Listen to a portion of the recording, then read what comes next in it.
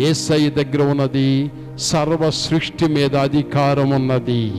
జలరాశులు సృష్టించిన యేసయ్య కమెంట్ చేశాడు, వలలోకి వెళ్ళండి అని.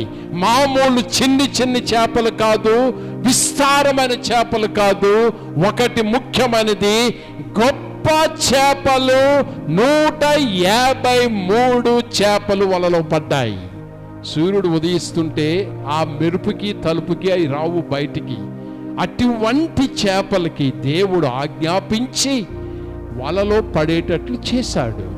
నీ యొక్క జీవితంలో కొన్ని పనులు దేవుని మాట మీద వెళ్తున్నప్పుడు ఏ దేవుడైతే నీకు అర్థము కాని సలహా ఇచ్చాడో ఆ దేవుడే ఆజ్ఞాపిస్తాడు, నీకు మేలు కలిగేటట్లు, నీకు మంచి జరిగేటట్లు దేవుడు ఆజ్ఞాపిస్తాడు.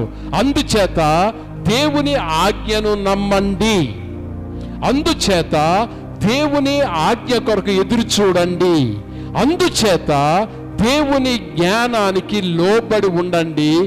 ఆయన అధికారమును బట్టి ఆజ్ఞాపించాడు, తోని కుడి వైపున వల వేయుడి. ఆ అధికారమే ఆ వలలోనికి 153 చేపలు పడినవి.